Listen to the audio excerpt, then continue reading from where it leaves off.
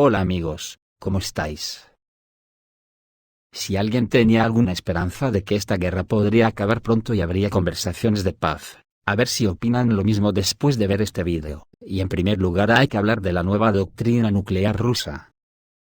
Putin presentó ayer la actualización de su estrategia nuclear, en la que se incluye que Rusia se reserva el derecho de utilizar armas nucleares en caso de agresión contra Bielorrusia.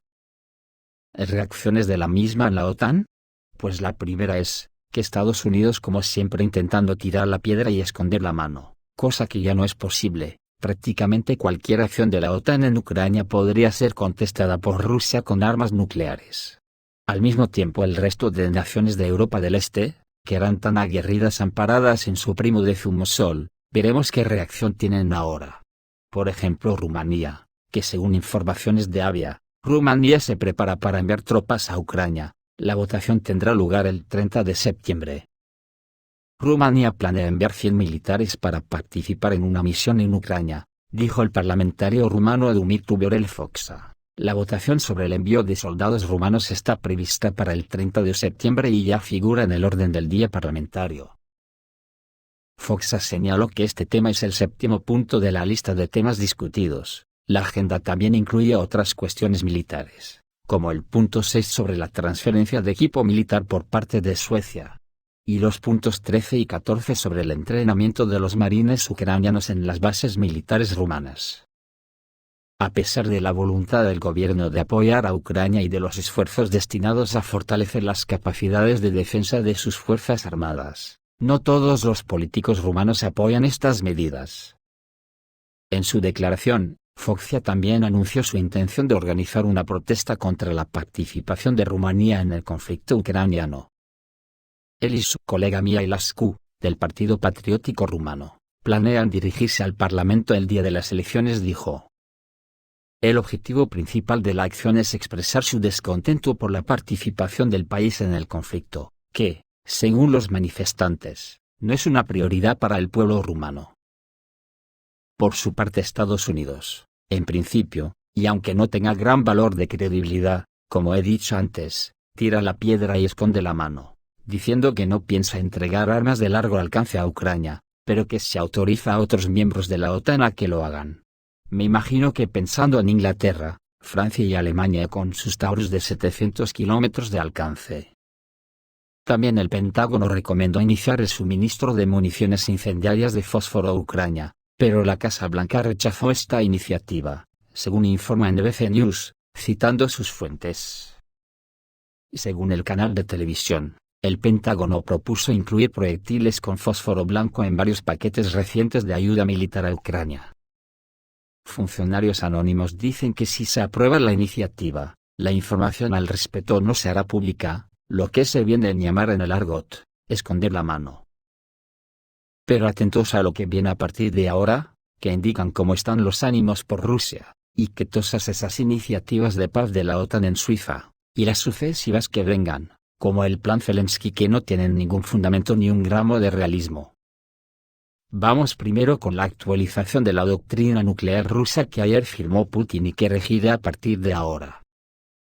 Se han actualizado algunos principios de los fundamentos de la política estatal de la Federación de Rusia en el ámbito de la disuasión nuclear. Y que es un aviso muy claro a la OTAN si intenta que Rusia no cumpla todos los objetivos por los que empezó la operación en Ucrania, entre los que se encuentra y resaltó recientemente la Europa.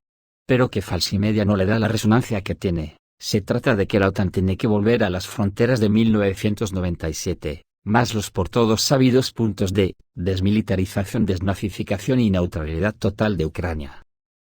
Aclaro que a lo que Rusia se referirá con el término desnazificar Ucrania, es que quiere expulsar de Ucrania a los que ostentan oficial y públicamente esa ideología, que le causó a Rusia más de 27 millones de muertos. Así que vamos sin más preámbulos a comentar lo que supone la nueva doctrina nuclear de Rusia. El documento firmado ayer por Putin pone las condiciones que determinan la posibilidad de que la Federación de Rusia utilice armas nucleares y son las siguientes. 1. La recepción de información fiable sobre el lanzamiento de misiles balísticos que atacan los territorios de la Federación de Rusia, y, o, sus aliados. Aclarando, consideraremos la posibilidad de un ataque nuclear, una vez que recibamos información confiable sobre el lanzamiento masivo de armas de ataque aeroespacial, y su cruce de nuestra frontera estatal. Estamos hablando de aviones estratégicos y tácticos, misiles de crucero, vehículos aéreos no tripulados, aviones hipersónicos y otros. Observar que incluyen los drones aéreos, con los que la OTAN estaba atacando masivamente Rusia. 2. El uso por parte del enemigo de armas nucleares, u otros tipos de armas de destrucción masiva en los territorios de la Federación de Rusia o sus aliados. Aclarando específicamente, nos reservamos el derecho de utilizar armas nucleares en caso de agresión contra Rusia y Bielorrusia como miembro del Estado de la Unión. 3. El impacto del enemigo sobre instalaciones estatales, o militares críticas de la Federación de Rusia, cuyo fracaso conducirá a la interrupción de las acciones de respuesta de las fuerzas nucleares. 4. Agresión contra la Federación de Rusia utilizando armas convencionales, cuando esté amenazada la existencia misma del Estado. Aclarando, se propone considerar la agresión contra Rusia por parte de cualquier Estado no nuclear, pero con la participación, o el apoyo de un Estado nuclear, como su ataque conjunto contra la Federación de Rusia. En consecuencia, cualquier lanzamiento de misiles de largo alcance contra la Federación de Rusia, o un ataque a Bielorrusia conducirá a una guerra nuclear. Observemos que este apartado está específicamente pensado para Ucrania, o los países colindantes con Rusia y Bielorrusia, que no son nucleares, como los bálticos, Polonia, Rumanía, Finlandia, Suecia, Noruega y Dinamarca, pero que al permitir bases de la OTAN los considera países nucleares. Si recordáis, hace 3 años, subí un video donde recogía que Rusia no admitía que Estados Unidos trasladase a Polonia baterías de Patriot, porque tienen truco, son baterías de defensa aérea pero son de doble uso, porque se puede utilizar como lanzadera de misiles nucleares de ataque y a larga distancia.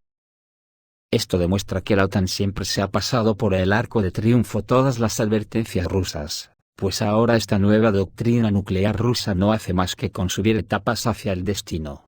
Y como los misiles de largo alcance que la OTAN ya ha lanzado contra Rusia. A partir de ahora al ser de larga distancia, y además pueden ser cargados con armas nucleares, nadie va a llamar al misil para preguntarle qué lleva en la panza, cualquier ataque puede recibir una respuesta nuclear. Al parecer los ánimos en Rusia están muy encendidos, esto se ve en un artículo de Pravda, así que vamos a repasar lo que se dice por Rusia. Lavrov dijo, necesitamos una victoria. ¿Qué significa esto para Rusia? Sergei Lavrov por primera vez indicó claramente que Rusia necesita una victoria sobre Ucrania. El ministro de Asuntos Exteriores ruso, Sergei Lavrov, al margen del 79 periodo de sesiones de la Asamblea General de las Naciones Unidas, en una entrevista con TASS, dijo que, en el conflicto desatado por los países occidentales a través de las manos de los ucranianos, Rusia necesita la victoria. Necesitamos la victoria. Ellos no entienden otro idioma. Esta victoria se logrará, no tenemos ninguna duda, afirmó Lavrov. Si en la Gran Guerra Patria ganar significaba llegar a Berlín y aplastar a las Alemanias fascistas, ¿qué significa eso ahora? Los objetivos de la operación rusa en Ucrania fueron definidos por el presidente Vladimir Putin en su declaración del 24 de febrero de 2022. Se trata de la desmilitarización y desnazificación de Ucrania y la protección del pueblo de Donbass contra el genocidio. Los 2 primeros puntos fueron descritos en el proyecto de acuerdos de Estambul. Se suponía que Ucrania se volvería neutral, no alineada y tendría un estatus libre de armas nucleares. El tamaño del ejército ucraniano estaba limitado a 100.000 personas.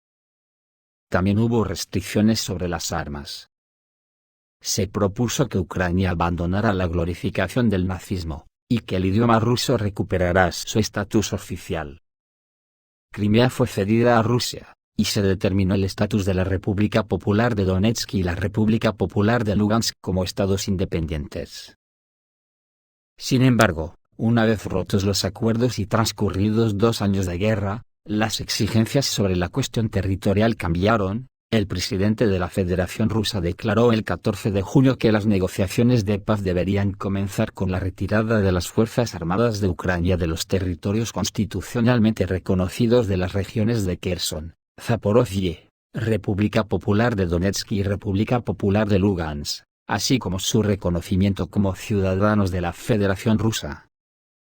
Además, deben levantarse las sanciones contra Rusia. Después de la invasión de la región de Kursk, Moscú afirmó que Rusia no tenía intención de entablar negociaciones. El agregado de prensa del Kremlin, Dmitry Peskov, dijo el martes 24 de septiembre que los objetivos del Distrito Militar del Norte se lograrán de una forma u otra. Obviamente, la diplomacia está muy lejos. El camino más probable es la capitulación de Ucrania tras las victorias militares de Rusia.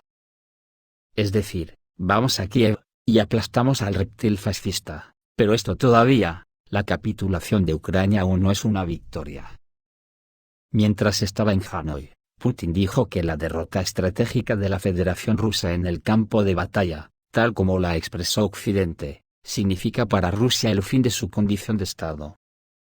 Entonces surge la pregunta, ¿por qué deberíamos tener miedo? ¿No es mejor llegar hasta el final?, dijo el presidente.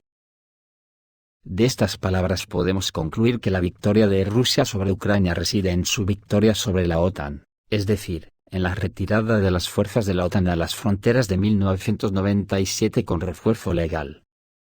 Este fue el ultimátum de Moscú en vísperas de intervenir en Ucrania. Occidente se sentará a la mesa de negociaciones, solo después de que las fuerzas armadas rusas entren en las fronteras occidentales de Ucrania. Biden repite, ganaremos, ganaremos. ¿Y si no? Rusia ya derrotó a Hitler y a Napoleón, dijo el candidato presidencial republicano Trump el martes 24 de septiembre. Rusia es un país con enormes recursos y una tradición militar. Las emociones y amenazas de Zelensky no la asustarán. Sí, y hubo una señal de los demócratas. La Casa Blanca dijo que Estados Unidos está dispuesto a reanudar las negociaciones con Moscú sobre un nuevo tratado START, y está esperando una respuesta. El nuevo START es el tratado sobre la limitación de armas terrestres estratégicas entre los Estados Unidos y la Federación de Rusia y es parte del marco de negociación global para un mundo multipolar.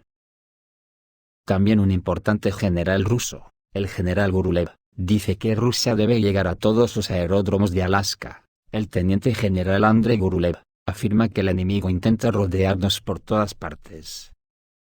Rusia debe responder y representar una amenaza para el Estado estadounidense. En una transmisión en vivo del programa de Vladimir Solovyov, el diputado de la Duma estatal, el teniente general Andrei Gurulev, dijo que Occidente se está preparando para una nueva guerra total contra Rusia. Estados Unidos y Gran Bretaña actuarán a través de sus títeres en Europa Central y Oriental.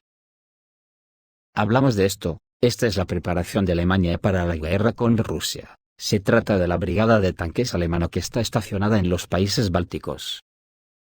¿Olvidó Alemania algo allí? Hoy, las tropas de las Fuerzas Armadas de la República Federal de Alemania entraron en Polonia para realizar ejercicios conjuntos, y ahí los polacos escriben, no tengan miedo de los camaradas con uniforme alemán que se encuentran ahí. El general afirmó que durante todo el conflicto, el enemigo estiró la llamada ventana de Overton, haciendo posible lo impensable. Sin duda, hay una escalada. Está claro que lo que empezó con munición de artillería, ahora acaba con los misiles de largo alcance. Y todos estos gritos, no permitiremos un ataque en territorio ruso, entendemos perfectamente que esto sucederá tarde o temprano. Gurulev afirmó que la brigada de tanques es una unidad para realizar operaciones ofensivas, no defensivas. Entonces hice la pregunta, ¿deberíamos tener un frente báltico? De hecho, hoy es el momento de formarlo.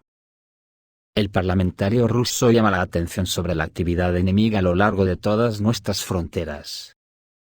De Finlandia a Asia Central, los estadounidenses están desarrollando con confianza los aeródromos del norte de Finlandia, están importando ahí propiedades y equipos para influir en nuestra flota del norte, en la ruta del Mar del Norte y en todo el Ártico en general. Bueno, mira, nos rodean, Ahora todos los diplomáticos occidentales están operando en nuestros países de la ex Unión Soviética. ¿Qué hacen ahí, negociando paz y amistad con nosotros?, dijo Gurulev. Gurulev pide actuar con antelación, sin esperar el primer paso de los enemigos. Como ejemplo de medidas preventivas, sugiere recordar que más allá del estrecho de Bering se encuentra todo un estado americano, Alaska. Los medios de comunicación occidentales ya temen la amenaza rusa debido a su banal proximidad geográfica, y el general propone implementar esta amenaza. Hubo un tiempo en que en Anadyr había una división de fusileros motorizados del Ártico, y todo el norte estaba cerrado por tropas. Hoy creo que esto es más que relevante para nosotros. Hay alrededor de 1000 aeródromos en Alaska. Está claro que son para aviones pequeños, pero si se desea, también se pueden utilizar con fines militares. El diputado propone no limitarnos solo a los preparativos defensivos, sino formar fuerzas de ataque que lleguen a todos los aeródromos de Alaska. Esta medida no solo protegerá el este de Rusia de los ataques estadounidenses, sino que también paralizará a todo un estado estadounidense en caso de que estallen las hostilidades. Gurulev cree que Rusia debería formar un puño de ataque compuesto por 4 ejércitos puros que podrían actuar no solo contra Ucrania, sino también ser una reserva estratégica en caso de un ataque de Occidente.